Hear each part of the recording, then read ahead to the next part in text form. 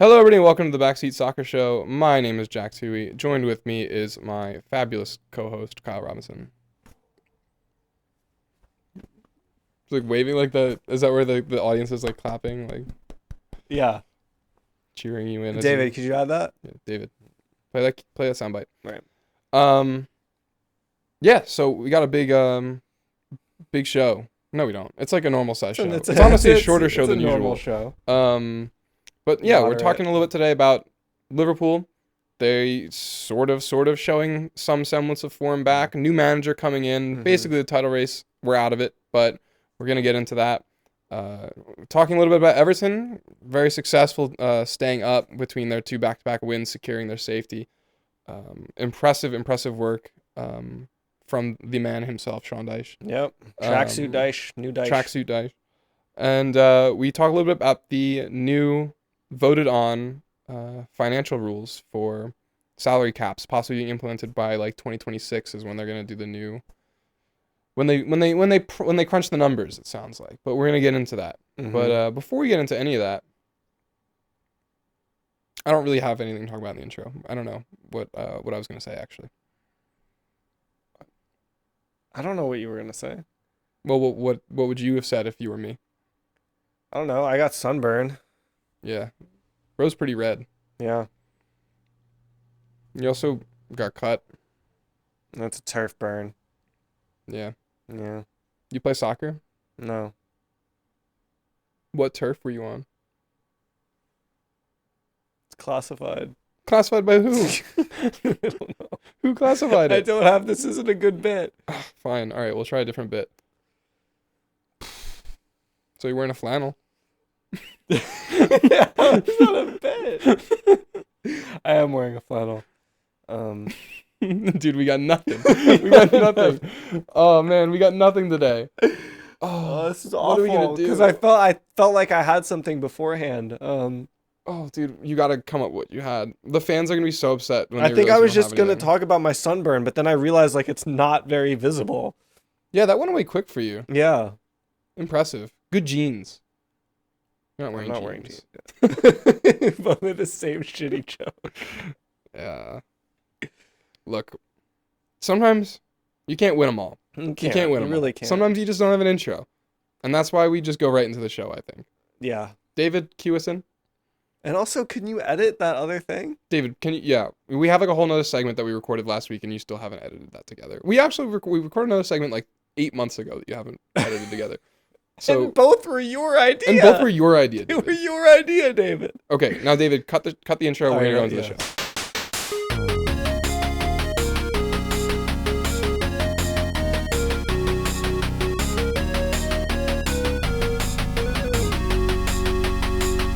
Feels like we are like fully out of the title race. I think with the draw there. Yeah, I mean the two games because In addition to well, just because the last time we talked was before the Everton game, it was Right. Oh, it was. You're right. so both games happened, and yeah, I think that's it. Mathematically still in it, but But like on vibes, mathematically, we're out. yeah, it's gonna be tough. I mean, Arsenal and City would have to lose 2 games, which isn't gonna happen. They've both been playing so well. I mean, Arsenal demolished Chelsea, mhm. and then, a bad error to give a goal against Tottenham, and then a penalty. But City have looked unbeatable. Yeah, they were. Although to be honest, Forrest did not put up a bad game against City. I don't know if you got to see it. Oh no, you had your own soccer game actually. Right? Yeah, that's while I was at my game. Chris Wood really blew like 2 pretty much clear chances on goal. I think they lost 2-0 at the end too. Mhm. So I mean, honestly, again, hypotheticals, but Nottingham Forest they looked good, I thought, really, against City. Created enough decent chances that they could have gotten something from it. City, of course, always gets their goals, is how it feels. But yeah. so it like almost doesn't even matter. It's like you could compliment their defending any team that goes against City, but it's like As long as they have Rodri, it's kind of like it's a moot point. It's a curse, man. What's it now? It's like 70 games or something? 70 games. That's insane. Is that the highest any player ever? I don't know. I wonder if there's like I haven't actually seen any stats on that. Yeah, I haven't seen anybody compare it to anybody else, which makes me think that he's the leader for it. Yeah, I don't think it happens that often. No, there's no way it does, because it's not even, I guess, yeah, it's one thing to be a player that is, I feel like you could game it by going between teams that don't lose ever. Or in a weak league or something. Yeah, in a weak league maybe, but it's like, that's crazy. And especially because City have lost games, he just didn't happen to be there. He just was injured or suspended. Yeah, so, yeah, that's fascinating. Would love to see that record broken. Mm-hmm. Yeah, would love to see that come to an end. But for Liverpool, the game, I thought they looked better. I mean, the finishing was still bad, but West Ham just two very well taken goals, and I thought Liverpool looked more energetic this game. Yeah.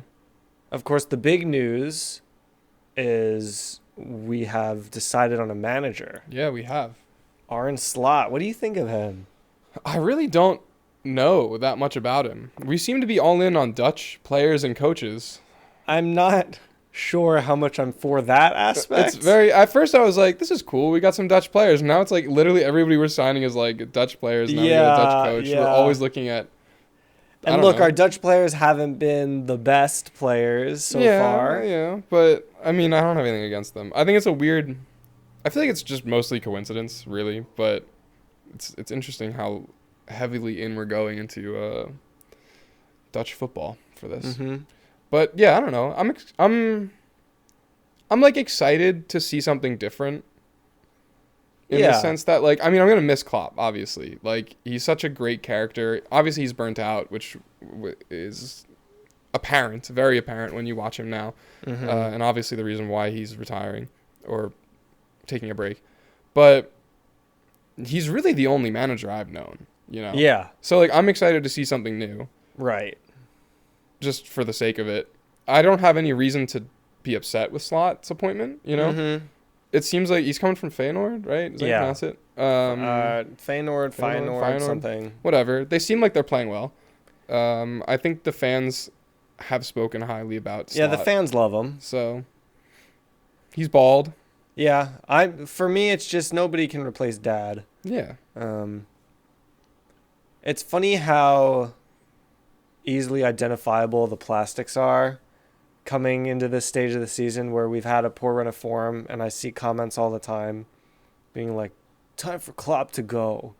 One time, my personal favorite comment was, Klopp's done a lot of good things for us, but it's time for him to go, and he needs to take Salah, Gomez, Jones, Gravenberch, Gakpo. Like, he listed half the team, and he needs to take them with him. As if that's just how it works, so the entire team. So not only do you want our manager gone, you want the entire team gone because we've had a bad month.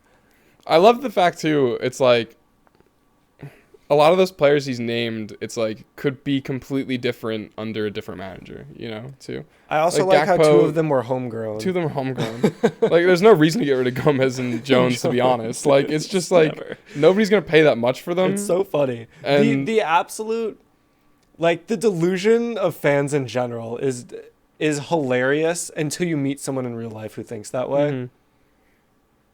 And especially, too, Gakpo and... Did you say Gravenberch, too, in the comment? Yeah. Dude's played, like, 6 games. I know. He said... yeah. It's like he's not even had a chance yet. And especially now he's going to come in with a new coach. And I don't even think Gravenberch has looked bad. No. Really. I mean, none of them have been bad. None of them. Yeah. Gakpo, I thought, was, but he's doing better. He's clearly better on the left. So... And even then, I didn't think he was bad, per se. I just didn't think he fit in the team. And... It looks like if he plays on the left, maybe he actually has a role that he can do in this. But also, it doesn't matter because it's going to be an entirely different system, possibly. Right. Most likely. Almost certainly. And, yeah, I don't know. And also, getting rid of Salah, that's such a... Yeah, he's not been good, but... Yeah, I have this, like, weird mentality. I think that comes from playing Football Manager, where that in my head anyone is for sale for a certain price. Like because Well, I do agree with that. Yeah, because when I'm playing FM, if I have a striker who scores 40 goals a season, but Bayern comes in with 170 mil, I'm thinking, ooh, the players I could buy with that. I mean, I do think So I never think Salah needs to go, but I do think if someone came in with 120 million for Salah, Yes, I'd yeah. be fine with letting him go. I mean, it's like the financial. He's like 32. How old is he? 31. 30. If you get 120 million dollars for a 31-year-old attacking player, why would you not Yeah, take that? yeah. You know. And even the As past much as couple I love seasons, like last season, the number was thrown out 150 million. I'm like, yeah, fine. Yeah. People say, he's irreplaceable, and that's true. Like he scores a lot of goals all the time, but with 150 million, you could do a lot. Yeah. It's not just. And I think the mistake that people make is they think you can't replace him with another player for that amount of money, which is true, but 5 players could replace him. Or also buying maybe a younger player for cheaper who could be, you could take a gamble. Exactly. Yeah. I mean, it's what, like, the perfect example that I've used before is West Ham selling Rice and then buying 3 midfielders for him. Yeah. And they're in the same position that they were with Rice. So you can replace them just with a system and with more players. Yeah, because you could just build out a system that doesn't rely as heavily on a exactly on a top talent and right wing. Yeah. You could just maybe focus more on any other forward, like a center forward, like Darwin. Make him the focus or something. Or not even make nobody the focus, because Yeah, if make a anything, team. this season Yeah. has shown us how when we can't rely on Salah, we don't have much else. Yeah, that is true. Yeah, but it seems like the intent is for him to stay, which I'm happy with. Mm-hmm. As long as he's, like we said, like I don't want him out of the team, but if somebody comes in for an absurd amount of money, there's no reason not to take it. Okay. So I just wanted to say one more thing regarding Liverpool, and then we can move on because I know we want to keep it short. But and it's on the subject of online fans, because in real life, I found that everyone I talk soccer with is like holding me accountable for everything that they read about Liverpool fans online. So like I walk in and someone's like, "Oh, Kyle, thought you were going to win the league." I'm like, when did I say that? or like,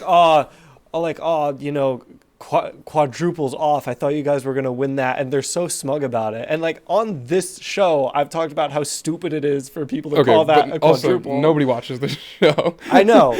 Well, it's Come on. that's true. But yeah, that was my point. No, but that's a good point. I think what's funny is we're talking about online fans versus real life fans. In the context of us on the show, online show, we are online fans. Yeah, that's true. Which is funny. But no, I get that. I feel like everybody is just like everybody has this idea of people's fan bases, the teams. Like I have an idea of, like when I read comments, I have like an idea of City fans, online City fans.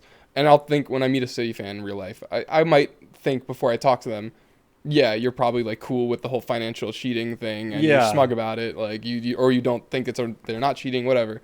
But maybe they're like, yeah, our team's fraudulent, like whatever. But yeah, whatever. I just think it's funny to like see something that you read on Twitter and just apply it to real life. Just like that one idiot in the comments section that you saw say that, or Jamie Carragher will say something ridiculous, and then everyone will hold me to him saying that as if it's like every fan thinks that way. I think it's interesting. That, and especially online, it's always like the context of how the post is phrased as well. Like the comment chains could be like, depending on the connotation of how like the Liverpool, say it's a Liverpool post, is like phrased, it could target all these fans to speak about the comments in a positive light, and then phrase it any other way, all the comments are now negative. Right, because it's different people it's reading different that. people, but people think it's all the same people, Yeah. you know? And that's just how we are as humans. That's like It's interesting. Yeah. It's like a study in human behavior. It is. It's like, because it's like the tribalism. It's like grouping people all and saying, oh, they all think that same way. Especially too when you can't, I'm not going to sit there and memorize. Actually, no, I do. I sit there and I memorize every single online person's username so that I remember their personality and I build like a whole character You know sheet what? of them. I actually have been So- doing that though with this one guy on the Liverpool You've been sub. stalking random No, people. no, no, no, no. Okay. I haven't been stalking him, but I've noticed it's because he has a like the profile picture and the name are unique. There is a guy with a crazy name. Is it the So- guy I'm thinking of? It might be the guy. It's but something he's- inappropriate to He's say. on. I'm gonna say it anyway, but he's on every Liverpool like subreddit comment, and I see him, or even in the soccer subreddit, he's it's Cumblast. Yeah, Cumblast. Yeah. Cumblast he's a legend. You see him everywhere. He's everywhere. He's on all the match threads. I'm Yeah. gonna see him. No, he's diehard posted Liverpool multiple fan. times. Diehard Liverpool fan, Cumblast. Yeah. Shout out Cumblast. Shout out Cumblast. Let's get him on the show. Yeah, but everyone is holding me to what Cumblast says. I mean, I'm not Cumblast. we should I be might be. accountable. We should be accountable for Cumblast. You think so? Yeah, it's like it takes a village, you know. I love how I knew you were talking about. Yeah, you knew what I was talking about. What were you gonna talk about, Everton? Just Well, how good it's been of them to stay up to fight for. In beating us, Yeah. they Oh. basically secured safety, which is huge. And then against Brentford, they actually secured it, which is, Yeah. I mean, what a spectacular job that Mhm. Sean Dyche has done there. I mean, since hearing the stat, I wasn't even aware of it, but they're like the fourth best defense in the league. Well, I remember Pickford- from our quiz that is not out, and maybe David get that out David. at some point. Calvert-Lewin has won the most headers, right? That was his Yeah. stat or something. Which is wild because he's Yeah. barely scored. Yeah, And Pickford is second for the Golden Glove. yeah. And Who's in first? Raya. Oh, yeah. Yeah. Yeah, But makes sense. it's incredible because their defense has been so rock solid. And to keep them so stable through the uncertainty of the points deductions, I mean, they went from 10-point deduction to 2-point, then back to 8-point, and they've still managed to stay up comfortably. This is all in all a really good season for them. It's honestly like I think Dyche has an outside shout of manager of the season. Especially too, and not even point deduction stability. There's still financial troubles. Like the whole takeover Yeah, from exactly. 777 I mean, the seems fraudulent. the last two seasons they've stayed up on the final day. Yeah. They've made virtually no signings. They got Jack Harrison for free. They got Ashley Young for free. They signed Beto for a big deal, but he's been useless. Mm-hmm. So they've done with very little signings and losing two of their best players in those last two seasons in Richarlison and Gordon, both attacking players too that were like goal outputs for them. Yeah. And Dyche has taken that in stride, made them so tough to break down. Yeah. I mean, I think their last 4 games have been clean sheets. Yeah. Maybe. I don't know off the top of my head, but I would It's I would insane. believe it. Yeah, no, they've done a really great job. Great job, Everton. Frustrating to see it happening against us. Incredibly To frustrating. block our title, So annoying. our title chances, and then basically secure safety for themselves. Incredibly insulting, but I don't know. It's impressive. It's incredibly impressive. Really well done. Congratulations, losers. And on the subject of financial breaches, on Monday, which is today while we're recording. Breaking but news. By the time I get the short out, it probably won't be Monday anymore. But Monday, the Premier League clubs have agreed to a salary cap. In principle, the idea of one. Yeah. None of the numbers have been. I mean, seems Well, like the rough idea is about 4.5 times. They agreed on the anchor system. Yeah. So based on the revenue or the TV money brought in by the lowest By the earning lowest club. I think the arbitrary number they were looking at was like 4.5 times that or Yeah, something. yeah. And I think for this season it comes out to like 466 million, something in Something like that that. range. Which sounds like, And that's for transfers, salary, and Yeah. agent fees. and it sounds like under the current, or if that were implemented today, 19 out of the 20 teams would be Yeah. fine. I assume it was City that was not. I don't actually know who wasn't, They didn't but say I who? would also assume that. My assumption would be City, Being possibly that, United based on their wages. Right, but being that City, United, and Villa were the only teams to oppose it, I assume that it was City. Just because Yeah. they have so many agent fees and high wage bill. Yeah. Um, Speaking of the voters, I thought that was interesting. City and United makes perfect sense to me why they would vote against it. Mhm. Villa, I thought was interesting Because I thought it would be like Newcastle or something. But Villa makes sense because their owner is actually like really rich. Villa have been like in 5th or 6th in top spending clubs. Really? Yeah. I haven't, So- I guess it's flown under the radar for me. Well, it's only because they've been complying with PSR, but they're like very close to it. But So, still, why but- are they not? No, because now that they've qualified for Champions League, they're thinking, oh, now we're going to get this revenue, so now we're going to be able to spend. Oh, a they lot could more. spend even more. Right. I see what yeah. Because they're assuming that they can qualify for more Champions Leagues, in which case they would be able to outspend what this new rule might allow them. I did think it was funny too. That makes actually a lot more sense now that you've framed it that way. But the other, not necessarily a nay vote, but Chelsea abstaining from the vote just makes me think that with their wacky finances, they're not even sure what's better for them. Yeah, well, how do you abstain in a vote like this? That is incredible. Yeah, I don't get that. I honestly think they probably just don't know what's better. So they're just like, whatever, whoever votes for it, votes for it. Yeah. But it makes sense that I'm glad to see that. I kind of expected Liverpool would go for that, I think. Because FSG in the past has said that they're pro parity, I think. Yeah. And it makes sense coming from also a company that owns American sports teams that are familiar with the salary cap as well. Well, the other thing is FSG sees Liverpool as an investment. Mm-hmm. And when you institute a salary cap, the values of the team skyrocket because you're no longer as likely to make a loss Right. because there's a limit. But I guess, so I'm surprised, not necessarily surprised, but I mean, the rest of the top 6 teams, aside from City, United, and then I guess Chelsea, all like seemed like they were, like Arsenal and Spurs voted pro. I'm not super surprised by Arsenal. I am surprised by Spurs because their like revenue is really fast growing with their new Mhm. stadium. So I am a little bit surprised they went for it, but I think also Levy probably sees that same way where it's just going to increase the value. Mm-hmm.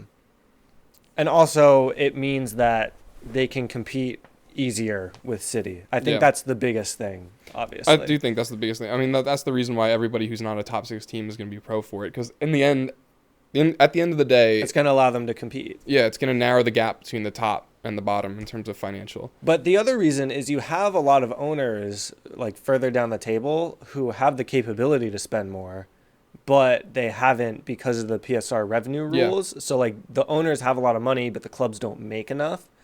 But now they'll be able To inject spend more of their own and money inject as more well, of their yeah. own money, which will be a problem, I think, if the Prem doesn't take steps to stop teams from spending money that they don't have. Because Mhm. this could go into a realm where people spend irresponsibly. It won't happen with the top teams because they make enough money to sustain that.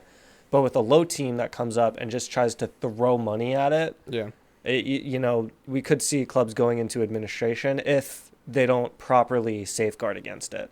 Yeah, there has to be some form of I mean, safety net in place. Because I think it makes sense to... all it has to be is you prove that you have the money before you spend it. yeah. Right? It can be... Because if it's coming out of the owner's pocket, then that's it. And I right? think this is much easier for them to do, right? Because when it goes... Right now with the PSR stuff, whenever they have to question the revenue, and it has to go to all these third-party arbitrations, right? Mhm. And to investigate, to find out what points should be deducted and whatever, because it's a lot harder to prove revenue, I think. It is because you have like all these.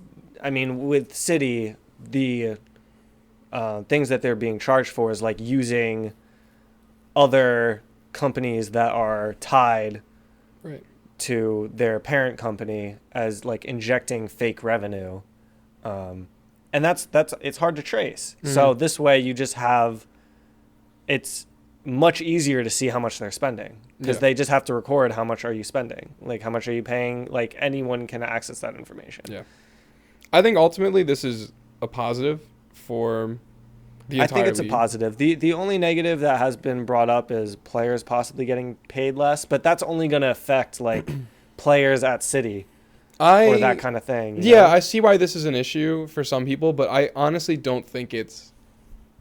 I don't think it's as Like, big as an it's- issue as people it's- make it out to it's- be. it's only going to affect the superstars. Yeah. It's not going to affect the average Prem player. Like, right? I don't mean to be like oh boohoo, the top, like Erling Haaland, Mbappe, if he were in the Premier League, they're not Go going to to be Madrid. making, yeah, you're not, I'm sorry, you're not going to be making millions and millions of dollars a day or something Like stupid. it's hard to feel bad for them. Because at the same time, there's youth players on their very same teams that are making like not that much better than a wage than a regular person would make. Yeah, exactly. So in the end, I think it's going to actually, in terms of the quantity of players making good money, I think it'll probably improve it, honestly, because now you are no longer spending a ludicrous amount on one player.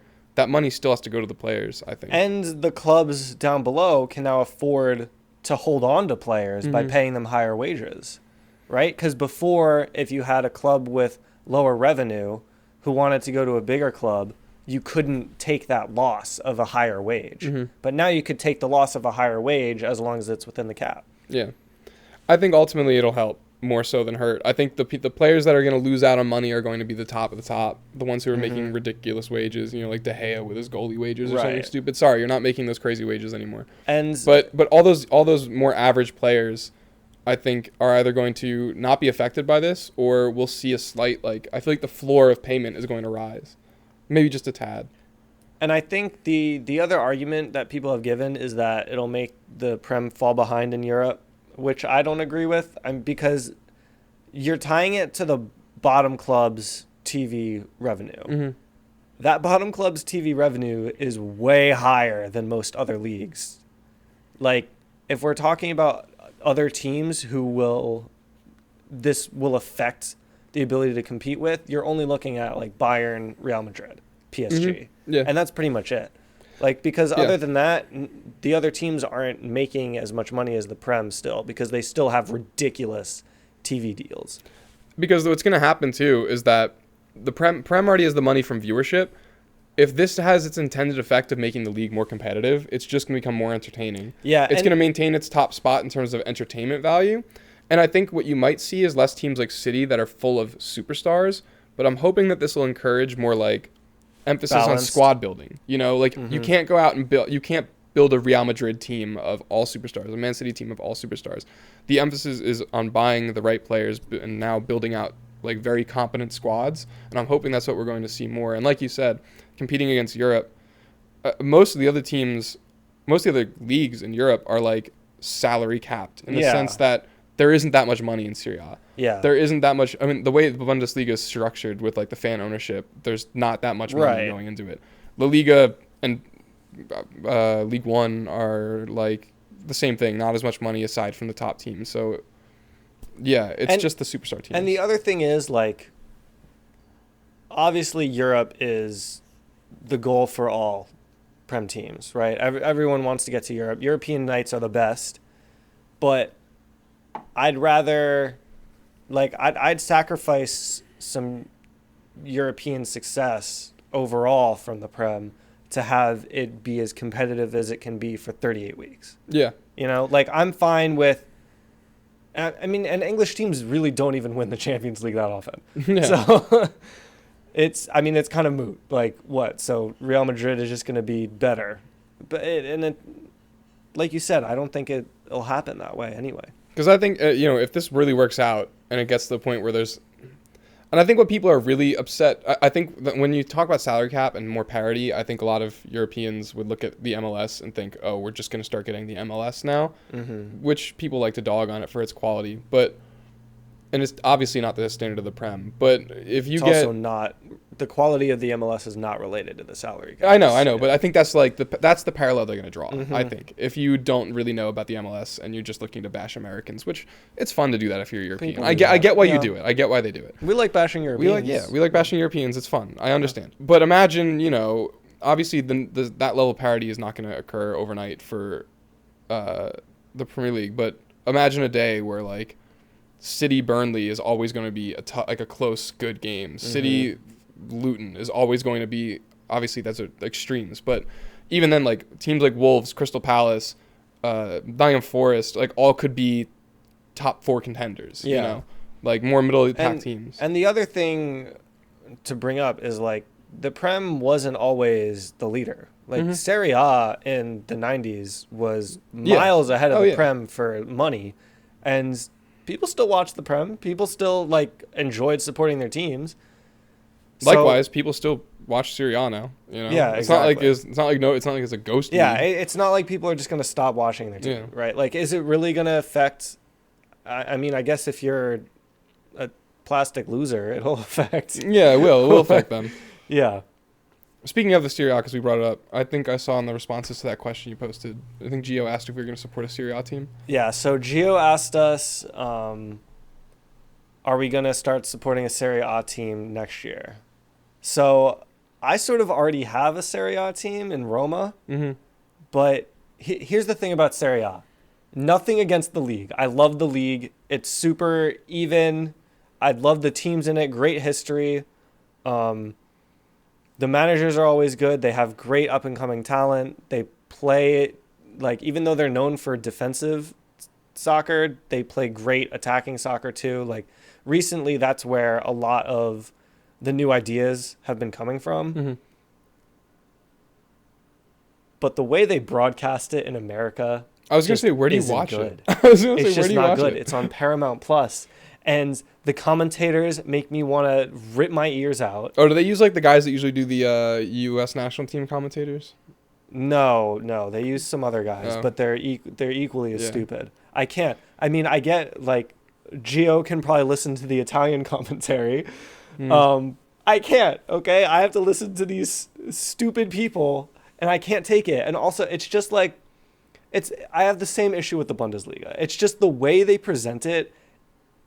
It's Bundesliga, I don't know. I've had some good non-American commentators. no, on but it's Bundesliga not the games. commentators. It's such a superficial reason, but I just don't like how they present it compared to how Well, now what do you mean by presentation? like Like in like the halftime show? like the graphics, the the graphics? halftime show, the pre-match stuff, the post-match Really? stuff, just the coverage that surrounds it. I will say- like I the will say- promos for it, like just in the U.S., like NBC NBC does a best. fantastic job. They do it the Like best. I feel like this is something that we totally have over. I think on the because the British people can't even watch their own fucking games on TV Yeah. sometimes because Yeah. there's like those regulations in place, which I understand why they're there. But there's so many Mhm. fans there, they don't need those regulations. I think, but NBC Sports does such a better presentation of the amazing. Premier League than I think they probably do in England. Like, No, I think they do a good job in England because I mean I watch a lot of that stuff on YouTube and it's good to watch. And that's the other thing, like with Serie A and Bundesliga, there's just not as much English content yeah. for me to watch. I don't mind. I mean, obviously, I wouldn't watch like the halftime and analysis post game stuff in Italian, but I don't Mhm. care if I don't understand the commentary. No, yeah, it's not the Match commentary, commentary. but it is like the. My and issue, it's like, it's not a good reason. It's a superficial reason, but I just can't get into it. my issue is that I just feel like I don't have the time to watch two leagues. And that's the other thing, right? I barely have enough time as have it enough is. time to watch the Prem. So I would like to watch Serie A, but it's just I if I had to pick a team, and it's not a Serie A team because they got relegated like ages ago, but Palermo, I think, right, with the Yeah. pink kits. mm-hmm. I loved Palermo. Only because of their kits, because Yeah. I would play them in FIFA 2018 a shit ton. And I was like, those kits are sick. Like, well, how's Palermo doing? And they got relegated to like the 4th division or something. Yeah, I don't know where they are haven't been now, doing so hot. but I think they had a ton of like, did they go in like administration or something? I don't it was know. rough. Teams in Italy have a rough financial time. I know that they had a big problem for a while, Mhm. but I don't know if they ever come back up. Maybe I'll check them out again. But yeah, I try to watch Serie A every year, and I just can't get into it. Not because it has. Let me stress again. It has nothing to do with the quality of the games. The games are great. Oh yeah, the quality games are good. I mean, I love watching them in the European competitions. Yeah, the Italian they're great. teams. I love yes, they're always great I to mean, watch. fuck Atalanta, but but- it's just I can't deal with the presentation of it. Yeah, I don't know. I just never know. I'll try and catch a few for Gio's sake. Yeah. I'll just have to figure So out what where I'm gonna watch them. Serie A team will you be supporting? Oh, that's a good question then. What team would I actually support if I had to pick one? Mm-hmm. I don't know. It wouldn't be. Who am I gonna rule out? It wouldn't be Juventus. Sorry, Gio. Sorry, Gio. It wouldn't be. I feel like it would probably be one of the Milans, All right. but I don't know which one. I think maybe AC. Which one? You look like you didn't like that one. Well, it's just I don't know. I feel like we have minor beef with AC Milan. Minor? I don't know. I mean, they beat us in the 2007 Champions League. We beat them in the 2005 Champions League. But that makes it interesting to follow them. I guess. I'm not gonna root for them. I'm not picking a team to root for. If I hadn't already picked Roma, and I love Roma, I'd probably go Fiorentina. That'd be my second choice. Just because, and the only reason is I saw after a Red Bulls game, it was like one of those double headers. So I watched like an Open Cup game, and then right after it was a friendly between Ibra's PSG against Fiorentina, and it was 4-2, and Fiorentina scored a banger. I mean, I did watch them play in the Europa Conference League final, and it was a great game watching them against West Ham. Yeah, they're a good team. Yeah, they'd be fun to watch. But yeah, I don't know. Maybe I'll just pick some other team that I barely know. Because it's less of like a team for me to root for, more just one to follow, so that's the game I tune into. You know? Yeah. That's how I'm looking at it. Mm-hmm. I'm not going to get invested, but that way I'm not just struggling to pick a game every time. But yeah. Maybe I will. But I always say that about like the Bundesliga too. I'm like, I'll watch some Bundesliga. Yeah, games. that's what I always say. I did watch Leverkusen games though. Yeah, I do watch a couple Bundesliga games every season. And then Wolfsburg is my Bundesliga team that I will tune into. Yeah. The La Liga I never watch, and then occasionally they air the replays of League One on cable. BN Sport. Yeah, whichever channel it is. So sometimes if it's on, I'll watch it. But yeah. Well, there you go, Gio. We had someone else respond. No. No to no question. Shout out. No question. Could have just not filled it out. I love the insult though. It was great. Hater. Certified hater. Certified hater. Yeah. I think that about covered it. So thanks for tuning in, everybody. Oh, happy birthday, Brandon. Happy birthday, Clipper. Happy birthday, Clipper. Did not show up for his birthday. I hope you're having fun out there celebrating, buddy. You know, I was looking at the gift. Yeah. I finally found a way to track it. So they don't know where it is. But they said, They don't know where it is. But they said at the latest you'll get here June 21st. That's a long time. I ordered it like a month ago. They said at the latest. Okay. They said the latest. But yeah, they said that they don't know exactly where it is right now. Impeccable tracking. Impeccable tracking service. They tried to get me to direct me to some third-party package tracking service. I'm like, how do they know where it is? You don't. Whatever. I don't think. Maybe I'm out $30. We'll see. It was $30? I think so. It was shipping. Yeah. Oh, okay. From China. Happy birthday. Happy birthday, Brandon. All right, David, cut it. David, cut us out. No, wait, I didn't. Thanks, everybody, for tuning into the show. I've been your host, Jack Tui. Join with me, as always, the lovely Kyle Robinson. Yeah, we'll be back next week. We're getting close to the end of the season. We'll see who wins. I know we didn't really talk about the title race that much, but I don't know. City. So, yeah. All right, now, David. David. Cut it, David.